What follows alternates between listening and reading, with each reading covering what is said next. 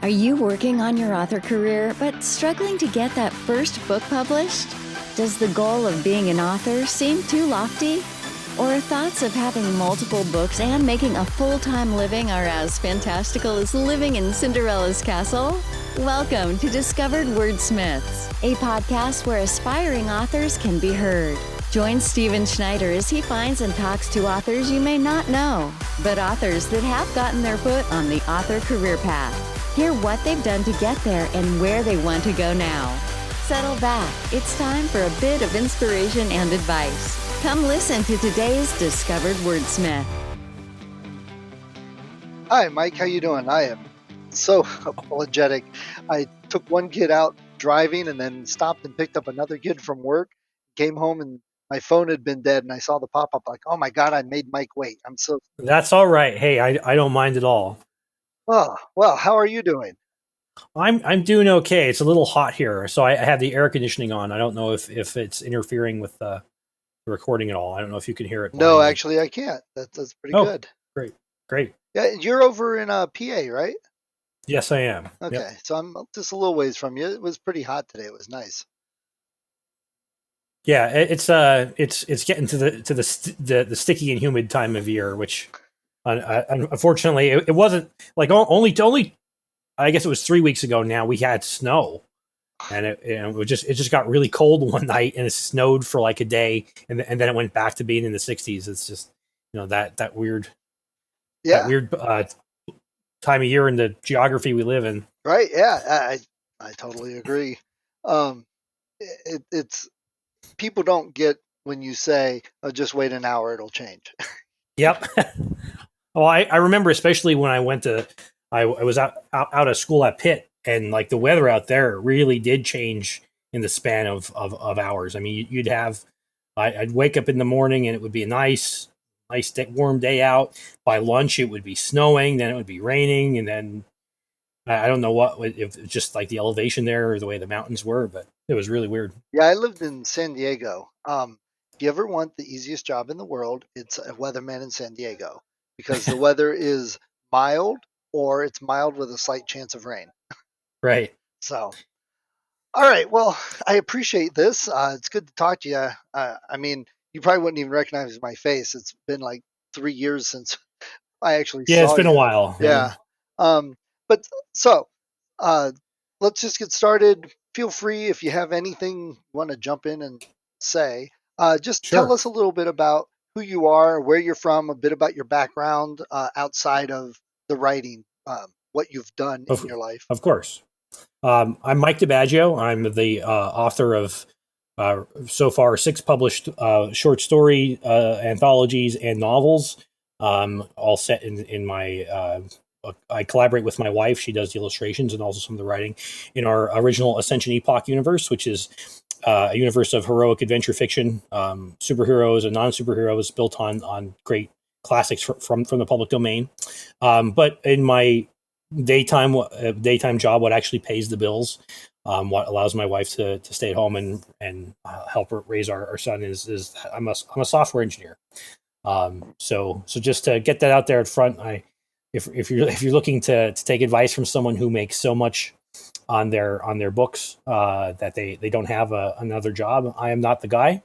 But I think unfortunately, especially nowadays, there's not too many people that are actually in that position. Right. And I think that's one of the reasons I like to do this podcast because I think too often all the podcasts, all the blogs focus on the people that had some big success. And that's not very encouraging if you're struggling to try and get one out and you think everybody's more successful than you.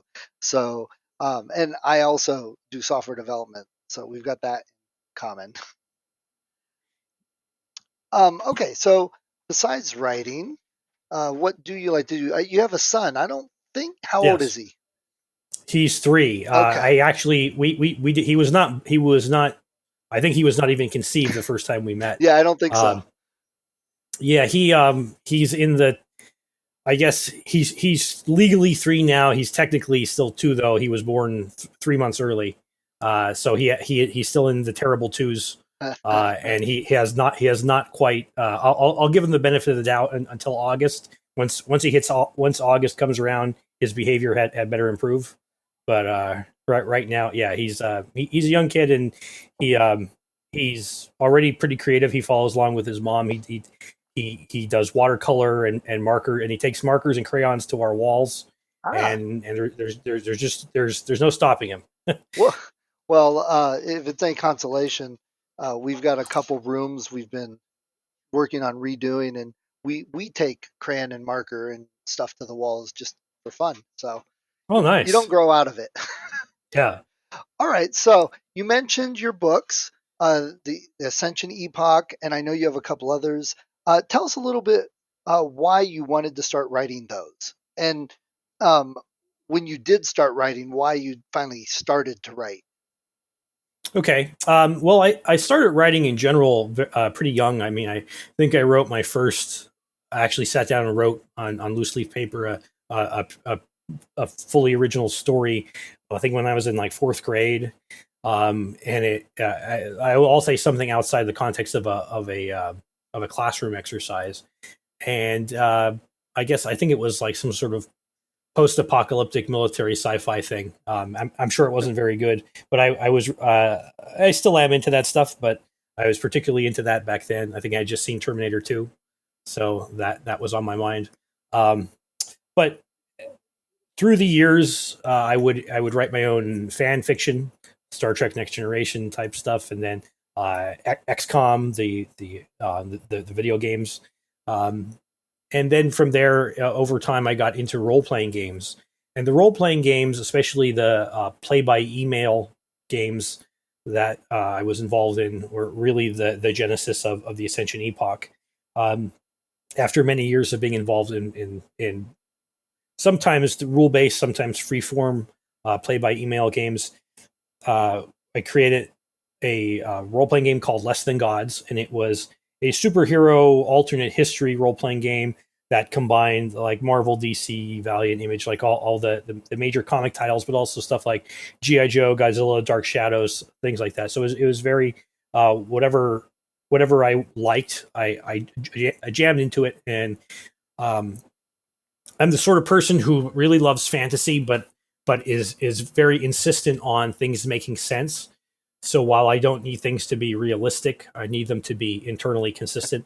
So I actually spent probably a good 6 months coming up with this alternate history timeline for this game, and that was a departure in World War II, saying that like if superheroes were actually real, if they had this stuff, that World War II would play out differently somehow. Right. And from there I got the game lasted about 4 years, and it was pretty good. We had a lot of players, and my future wife, she was just a friend of mine at the time, but she joined the game, and one day she said to me when we started dating that like we have some really good stories here, and they're like really entertaining, and some of them are really well written, but we can't publish any of them because we're using other people's characters for the most part. And yet you spend all this time doing all this world building and everything, and she said, why don't we do our own original thing, you know and my response was, oh, that's a terrible idea. Not because like I don't like doing original things, but because I was like, I did all this work, and I was like, gosh, I don't know I'll ever like anything as much as this setting I crafted. But I did, and I do, and in fact, I like it more. And that was when I really took off, with her encouragement, with the idea of doing a different sort of alternate history. In this case, the Ascension Epoch has a lot of minor points of divergence throughout history, but in particular, it diverges in like the mid 1800s, at the Crimean War, and then again in the 1890s when we say that the Martian landings of the War of the Worlds actually occurred. And that's I love alternate history, and I love the great literature of the 19th century and the early 20th century, stuff like Jules Verne, H.G. Wells, Edgar Rice Burroughs, all this stuff that's out of copy right now. And I thought these are great characters, these are great concepts. How can I use them to build a base that would be recognizable to a lot of people and yet be something completely new? Right. And a couple comments on that in just a moment. But first, Shell definitely sounds like someone to keep. So, do what you got She's to do. great. I mean, Yeah, it's wonderful she pushed you into that. yeah. But we might want to explain what a play by mail game is, because I'm going to bet there's a lot of people that have no clue what that means. Sure. So the basic thing is, I mean, you can think of them as a tabletop role playing game, or as like a collaborative writing exercise. Either way, depending on how much rules get involved. But normally the way you'd play those an RPG is you get around with your friends at a table, and you want your character sheets and dice, and you play. You're at the same location. Um, the play by mail, like snail mail, and then the play by email that came later, and also the play by forum, play by post games. Basically, you do the same thing, but you have a people that are from a farther distance, and maybe they're it gives you the advantage of not needing physical proximity and time proximity. One of the big problems I think most people who have tried to get a war game or RPG session Yeah. regularly going is that you just don't have you can't get everybody free at the same time, or they can't make it have stuff coming up. But the play by email games that I was in, you would write posts and you'd wait for people to respond to them, and you would expect them to be you'd expect them to come in within a certain amount of time, but you try to be fair, and you're crafting a narrative, and sometimes you would have a game master come in and say, yes, this happened, or they would moderate combat or something like that. But some of them were free form too, so they're kind of like story games in that effect. Right. But I think I like the asynchronous abilities that you get from that, because you can think about it and then you're not being rushed. But man, I'm going to bet a lot of people are thinking that that's a very weird foreign concept of how to play a game. But I think they're missing out on some of the fun of what those things were. yeah, I hope not. I think actually they're easy. If you're shy, or if you're just the sort of person who um, like I think I'm a good writer, and I can come up with very good dialogue, very witty things to say, but very rarely can I come up with them on the spot. Right. So if I'm sitting around a table and I'll say something, and then 10 minutes later, like everybody else, the wisdom of the staircase, like, oh, I should have said this. So you really don't have that problem. That's another nice thing that, like you said, the asynchronous nature of the play by email game. You can think about it a little bit. You can spend time crafting it, and it's a very friendly and welcoming sort of way to get involved in role playing or story gaming. Right. And it definitely was much bigger back in the day. But I wouldn't doubt that there's probably some resurgence of it in today's world, especially with the coronavirus and that. Oh, I'm sure. Yeah. So, all right. So you mentioned the books, the Ascension Epoch, and when I talked to you and looked at them, everything you said a couple minutes ago was like, wow, this is like so cool. Taking all of those public domain stories, putting them into an alternate universe timeline. It's a big mashup, but it works very, very well. Um, Thank you. you've got, how many did you say you had, 6 books out in that Six series? books out now, and we're kickstarting a combined literary RPG book right now as well. Yes, and I saw that. I'll have to make sure and get a link off that for Sure. that to put in the show notes and all that. So you did these self-publishing. Uh, Right. whatever detail you want, but how are things going with that? What's been the response? What have you found that works well, doesn't work well?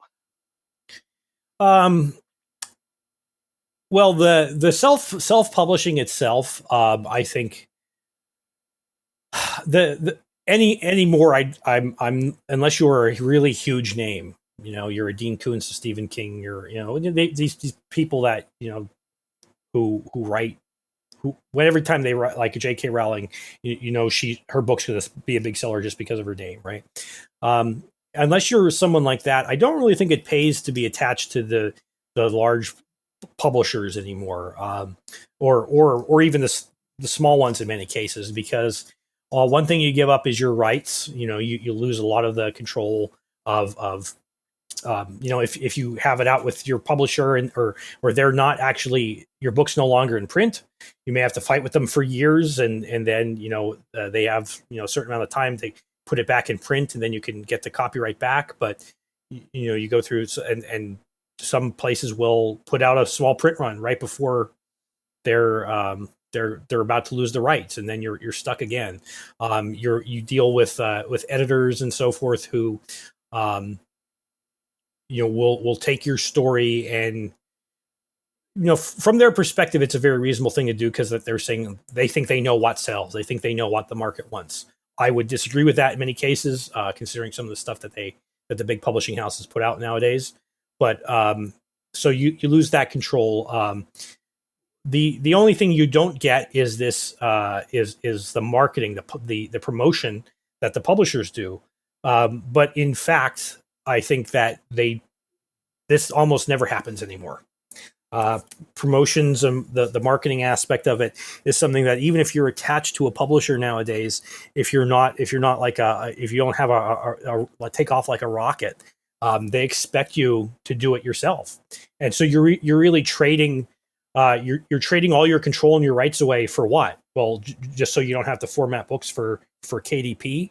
Right. It's a bit silly, and it's desktop publishing. The things we have like with KDP or Lulu or these other publishers, where you can print on demand. You can get a contract with your own printer, right? Do this stuff yourself. It's so I won't say it's easy always, but because there are frustrating things about it. But compared to how it used to be, where you didn't get any sort of distribution without having a publisher, it's just not like that anymore. So I would be hard pressed to come up with a reason why anyone, except for like to satisfy their ego, why they would really seek out a publisher I, nowadays. right. I totally agree. Maybe it's the developer, software engineer. You need that control because Yes, I'm kind of the same way. I couldn't imagine being told. Well, I have a friend that's actually a fairly big name known author, and he had a trilogy that he was contracted and he was writing. He wrote the first one and it didn't do so well. So halfway through writing the second one, they said, "Look, we're going to put the second one out, but not the third one. So you have to end it now." And he's like, "Oh, are you kidding me?" So he did. He changed everything. He combined the that's best terrible. stuff and put it into the end of book two. And it was a little bit of a jumbled, chaotic book. And then that came out and suddenly it took off and the first one shot up. And they said, "Oh, great, give us book three now." And I mean, he tells that story, and I'm like, I think I would just go crazy. I don't think I could handle that. Um, he does very well. He's been doing it for 34 years, doing nothing but writing to support himself. Great, But it's that control issue, and like I've said, in just being a self employed entrepreneur, that if you aren't working or if you're not making what you want, it's your own fault. And right. same with the books. There's almost always something you can do to get interest or get somebody to purchase it, look at it, read it, feedback, something you can do. You've got that control. And I agree with you. I think that's better than sending it out and hoping and waiting that they'll publish it in a year and a half. Yeah, you're. It's always better to be at your own mercy than someone else's mercy. I Right. mean, it's a harder thing to do because you have to motivate yourself. You have to say, I have to go out there today. I have to face rejection. I have to face frustration. I have to, deal with the fact that the money's only trickling in or it's not coming in at all. And you ask questions like, gee, how do I get people to even know that I exist? Which is really the really big thing for any kind of independent creator nowadays, because there's so much of it out there, and there's still so much left over from the legacy market that people will just, they even if they're not happy with the last couple movies that came out or the TV shows that came out, they want Star Wars and they want Star Trek and they want Marvel, and gee, they hate it every time they read a new one, but they're gonna keep going back to it. That's one of my pet peeves when I talk to a Star Wars fan. Say, "Oh, I love Star Wars," but then they go on to say, what is there, 11 movies now, or Yeah, 12, and 12. Yeah, they list every one and what they hate about every single movie. I'm like, well, I yeah. thought you said you liked it, and in fact, I think that's something we talked about when we were first talking about these things. Um, okay, so we talked a little about traditional. Would you ever be interested in a traditional deal? Be a hybrid author, something like that? Um, there's a certain amount of money that could make me agree to a Of lot of things. course. Sure. I think that the big thing to me about the Ascension Epoch project in particular, is we actually we don't copyright it. We don't we actually release everything under Creative Commons with the attribution and share alike provisions, which means anybody can do as long as they attribute it to us and they release their work under the same license. They can sell it commercially. They could give it away. They could do whatever they like with it. And that includes making derivative works. It includes making copies and so forth. That's pretty important to me. Sort of philosophically, especially because we're building so much on the public domain. But I also initially thought that that was going to be a good selling point, and that people would really like that because they like the opportunity to be able to do what they wanted, and do fan fiction, fan art, and stuff like that. And it turns out that's not really popular at all. Nobody cares. uh, but with the exception of you, notably, you're one of the few people who ever contacted me about doing any sort of spin-offs of it. But Right, and I still have that on the back burner. I haven't forgotten or given up on it. It's just I'm you. looking forward to seeing it one day. Yeah, me too. You know how things go with working, Sure. and actually, since the last time we met face to face, I got married, so that Oh, changed quite a bit. congratulations. Thank you. So, I'm actually about the same time your son was born. So, um, so in saying that, if you went back now, or knowing what you know, if you were starting out, would you do anything differently? I think I would pay a lot more attention to marketing. The other thing I think I would do is I would um, maybe spend a little more time polishing stuff, not necessarily the prose or it's for instance, um, we've changed. My wife does the illustrations, and she also does all the book covers. And it's a very difficult thing. Like you can even make what I think is like a really dynamite book cover, but it doesn't sell the book well. And there's much of marketing is a mystery. It's as much mystery as the psychology. They don't really know what works until it works, and then it seems obvious Right. in retrospect. But there's like a certain for instance, she and I are both of the same mind. Like we want our books to look unique. We want to do interesting things with the book covers. But I think one of the things that you'll find is that the books that sell well, and let's be completely honest, that book covers absolutely do sell books. In fact, when you don't know almost anything about the book, it's almost entirely going to be sold by the cover. So that is something I want people that are looking into this to really think about. But that the kind of book covers that work on people for the particular genre that you write in tend to all look the same. Right. And even sometimes, unless the author's name is on it or you remember the title, or this goes for like comic books too. Many modern comic books that like you can't tell. You look at it, it's like, well, gee, that cover's pretty generic. I can't tell if I don't remember what issue I bought. I don't remember if I actually bought that one or not. The same thing is true with a lot of books. You look at them, or movie posters too. They're very similar. They have similar templates, and the reason they do that is because they work, and it's to a certain extent the buying habits at least have been commoditized. People, when they're looking for a mystery book or a romance, right, they expect to see certain things on the cover. They expect to see these motifs repeated over and over again. And if you diverge from that, you're taking a big risk. You may like really jump out, but on the other hand, you may jump out jump out in a good way, but you may jump out in a bad way. Like, and you create confusion and consternation in the mind of the potential purchaser, and they're like, yeah, I don't know about this one.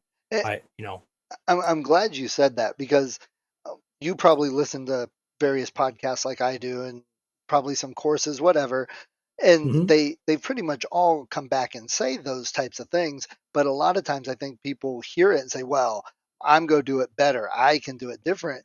And over, I've heard, go look at the ones that are close to your book in your genre and make a cover like theirs. And Yep. in business too, I remember business, um, like a Shark Tank type thing, and it was when I was in school. and everybody wanted to come up with some unique idea. Oh my God, no one's ever thought of this. And I remember the guy that was working with us said, it's not that no one ever thought of it, it's that somebody probably did and tried it And and it it didn't didn't work. work. And Yeah. so nobody does it. And that's something a lot of people don't get. You want to you don't always want to do something completely different. Take something and make it a little different, or improve it in some way and make it better, but don't do it so it's like left field because people don't get it.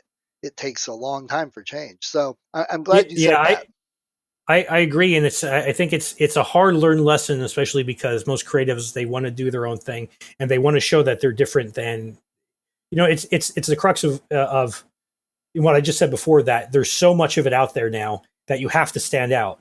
But on the other hand, I'm contradicting myself and saying that in some ways you can't stand out. And I guess it is a paradox, and I don't really know if I could resolve the problem, I wouldn't work as a software developer, I guess. Right. But it's just it's something you have to deal with, because when you're in control, when you're like the Coca-Cola, when you're the Sony, when you're the big boy on the block that is known for this, whatever it is you make, then you want to differentiate yourself from the rest of the market. But when you're these small competitors, you actually don't want to differentiate yourself, because you want to tap in to this huge focus that's on these big producers, right? Right. And so every all the you'll notice that all the um what's all, like the fantasy books, the covers are almost interchangeable, and they're either photo real the best example, I guess, is like the teen paranormal romance Yes, genre, I right? agree. they're they're all like these photo manipulations of these generic models and stuff like that, and they're not doing anything interesting on the cover, but by golly, that's what people want, so you gotta play to that, because Right. where you differentiate yourself is the quality of your story, I guess. Like you have to get past their initial defenses, and then wow them, and then hopefully bring them on again. Right. The cover is to tell them what your book is, the genre of it, and the basic idea of what it'll be. Is it going to have werewolves? Is it going to be magical? Is it going to be outer space? Right. And then they get interested. My friend I mentioned a couple minutes ago, he writes military sci-fi. His Hmm. cover, he has no control over it. That's another reason I don't necessarily want to Right. go trad, but they know what sells in the market. If you look at one of his covers and you look at one of like Chris Fox's covers, you can't tell a difference. They're identical. Right. One's trad, one's indie, but they're like you could switch them and it wouldn't change anything. So yeah, I think that's a hard lesson until people get something out and then they're like, well, how come nobody's buying my book? Um, Yeah, and in fact, I have a story that very very similar to what you said with your friend didn't have control over it, but they know exactly what sells. I have a friend. I don't know if I should mention his name. I always get weird about whether I should right. out people here, but the first book we published was a short story called House of Refuge. It was written for the Libertarian Fiction Authors Association short fiction contest, and it won a prize in that. And one of the prizes was that this guy went and he got a book cover made for me. So the House of Refuge is it's about seasteading. It's about a rescue service on these like floating like artificial islands, and they were caught in the middle of a war at sea. And the book cover was actually very nice. It was very aesthetically pleasing, and it conveyed the right generic message, but it had an oil rig on it, and I was like, ooh, that oil rig. There's no oil rigs in the story. A seastead is not really an oil rig, and it doesn't look like that. I didn't describe it like that. And so I had, my wife. We went through several different iterations of it, but in truth, I think if I just went with the oil rig one, it would sell better, because like it's obvious what that is, even if it doesn't have anything to do with the story per se. And I think like it looked like a it looked like the kind of cover you'd see on like a Tom Clancy novel, right? Right. A very very very simplified thing, but it conveyed the genre and everything much better than the, say, story accurate representation that I was looking for. And I'll be honest and say that I think in hindsight it was a mistake, So that's one of those.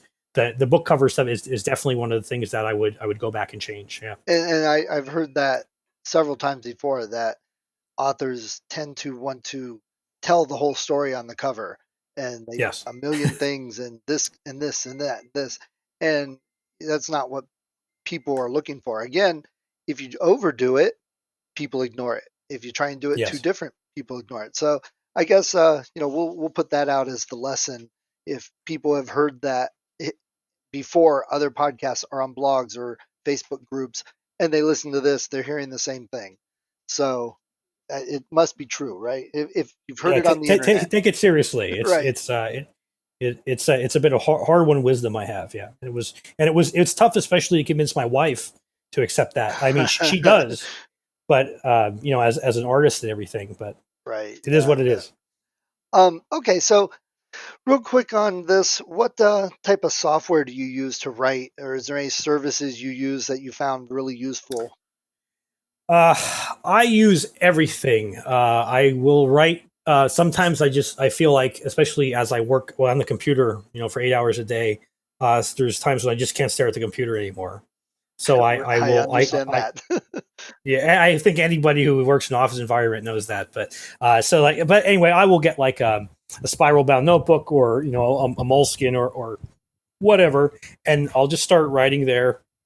Um, but for actually composing the stuff, um, I use a combination of, really depends on my mood. I will use Scrivener, or I will use Google Docs or something like that. Now, I don't necessarily want to put people towards Google for anything, because they have a tendency to sunset their products, and then you have to find new place for all your stuff, or they're actively like deleting stuff that you have on your Google Drive. But the nice thing about Google Docs, or like Basecamp, or any sort of sharing uh, thing that's cloud based, is that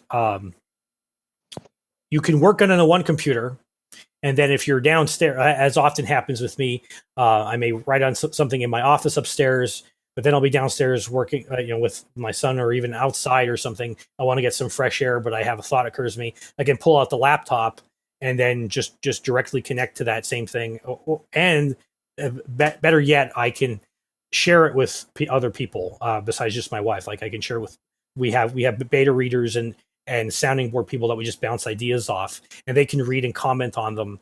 And that is a very it, it's a seamless process, and it's very helpful to have a shareable cloud based writing tool. On the other hand, I never use that for the finalized thing. I always I import it then into Scrivener, and then I export it as we have. We've published enough books on KDP, both in terms of the actual Kindle ebook formats, and through what used to be called CreateSpace, but is now just Kindle whatever. And you have to format them differently for print than you do for for the for the Kindle itself. But that is all done in Scrivener, and um, sometimes I have to edit stuff in Word, or whatever. But Right. Yeah. primarily Scrivener and Google Docs. I also use Evernote, which I think is a fantastic cloud based. You can't really share on Evernote, but it's a great notepad taking thing in to accumulate your ideas, and it's available on phone, available on tablet. Um, and there's things you can do, like you can scan your paper notes and have it quickly put in there, all kinds of stuff like that. So I think Evernote is actually a very useful tool as well. Yeah. I know. I got big on using USB drives for a while, Mm-hmm. and I did repair work for computers and things. So I carried a lot of stuff on these little drives. And when I realized how big cloud storage was becoming, I was just overjoyed. I mean, anywhere I can hook up through my phone now in the middle of a field, hook my laptop up, and I've got access. I think, like you said, that's a little sometimes underutilized, or people don't realize everything they can really do using say cloud storage and saving things in the cloud. So yeah, I agree. I love it. Have you tried the new? Do you use Mac or PC? I use a PC. have you tried the new beta for the Scrivener 3 that's coming out?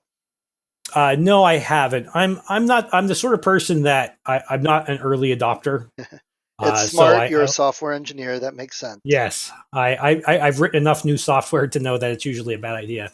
But Right.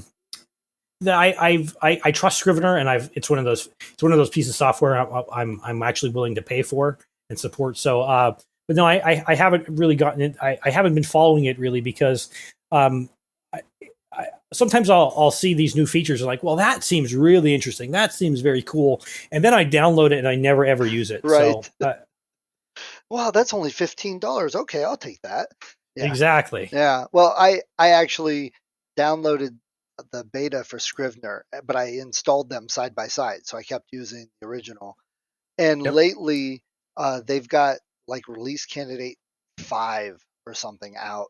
And I actually have been using it. I said, okay, you know what? I'm just going to try a new project on here, just see how it goes. And it's been going well, and I haven't had any issues. I've been watching the bug reports, and there haven't been any very large screw everything up type of bugs. It's been some That's minor good. stuff. So I really think it might actually come out soon. And I'm really liking the upgrade, and I like some of the new features. The compile takes a bit to get used to and figure out, but it is almost CSS based. At least if you Oh, understand nice. that, you'll understand how the compile works with that.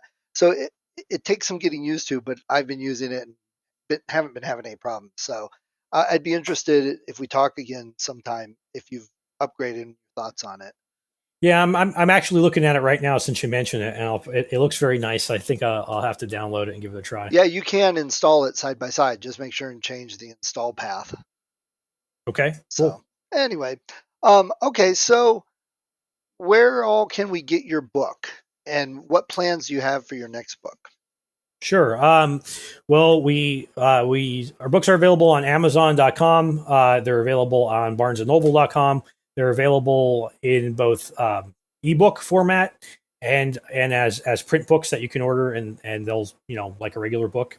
And we're on Kobo and all these other the normal ebook distribution channels. If you're looking for it in a store and you don't see it there, you can always ask talk to the owner and they're the staff there and request it. Like I said, like even if you go to Barnes and Noble, I don't know if people go to see where I live. We don't have bookstores anymore. Right. They're we have like a couple. That's not true. We have a coffee shop bookstore, but it has a very small selection. If you go to your local game store where they sell, like Warhammer and Magic Gathering and stuff like that, you can also ask for my books there because actually they do tend to sell pretty good there at in that sort of environment. They may be because of the subject matter, like comic book stores and so forth. They may be interested um, in carrying them, but otherwise, yeah, the usual retailers. You can also actually go on our website. So we have ascensionepoch.com, which is our main website, and we also have a site called heroicadventurefiction.com, and that actually has excerpts from our books. We're gonna all the books that we have so far. We're eventually going to publish them there, chapter by chapter. It's going to take a while to get them out, but it comes up with some illustrations and other neat tidbits, and you can read them there. And you can sign up for our email list to get access to secret, never before published stuff. And then we do have our 7th book. It's done except for the cover, and that will. All right. Well, I guess. All right. The Kickstarter we're running now, I don't count as my 7th book. That's it's more oriented towards role playing games. Though there is stories. There's all brand new content in there that was maybe hinted at and touched on in several of the other books, but it's a lot of world building detail that we didn't get to put out anywhere. There's new characters and so forth. But our actual 7th book, a story book, will be the sequel to the first Martian War Chronicles book, and we're hoping to kickstart that as well. We think it'll probably be within the next 2 to 3 months. It'll be available for pre-order. So that's the long range plan for that, and then we'll see how things go because I've actually been having quite a bit more success through Kickstarter than I've ever had with anything else. So we'll see if that continues. That may be the the new way. Not to say that it won't eventually be available on Amazon or these other websites, but that may be the way we do our launches in the future. Well, that'd be interesting to follow up with that too. I'd like to find out how that's going for you too. Yeah, sure. And I imagine with a 2-year-old, getting time to write is kind of getting a little more difficult than it used to. Yeah, it's I joked before, but I love spending time with my son, and he's really fun, and he already likes the same thing as I do. He loves Captain America. He loves playing with toy soldiers and stuff like that. So I feel confident that in the future he'll be writing and drawing with us. That's awesome. But like anything else, you have to make time for it, and it's not impossible, but it's just a bit more difficult when you have kids, or you're taking care of like an older family member, someone who's injured, or a spouse or something like that. But there's always something goes wrong. Oh, you got to fix the toilet. You got to the Yeah. window broke, or the basement flooded, and and you got to have time for your other hobbies and stuff too, and just living life. But if you can put it this way, if you write a page a day, and even that may be ambitious, but if you do a page a day and it's decent, you're not constantly rewriting it. Every year you can publish a novel. Right.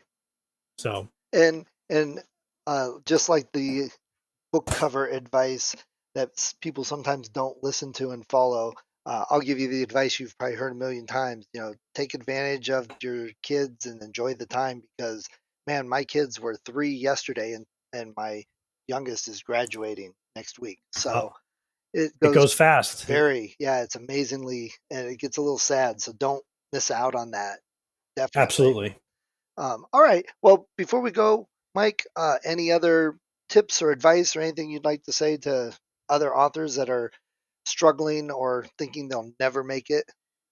No one ever. I was just to get a bit of encouragement. No one ever knows who's going to make it, and by making it means different things to different people, right? If you're happy what you're doing, that's important. If you make a little money on the side, that's important. I wouldn't go out there expecting to get movie deals and so forth. But then again, you never know. So I would say keep at it, and really the thing that I find holds people back who want to do something, whether sometimes they're movie makers, sometimes they're artists, sometimes they're writers or game makers or something, is that they just don't ever finish anything, or they do finish and they're like, oh, this isn't good enough to be published. And you know what? Frankly, it may not be, but there's a lot of stuff out there that it's going to be better than that's already been published and already has a fan base. And you can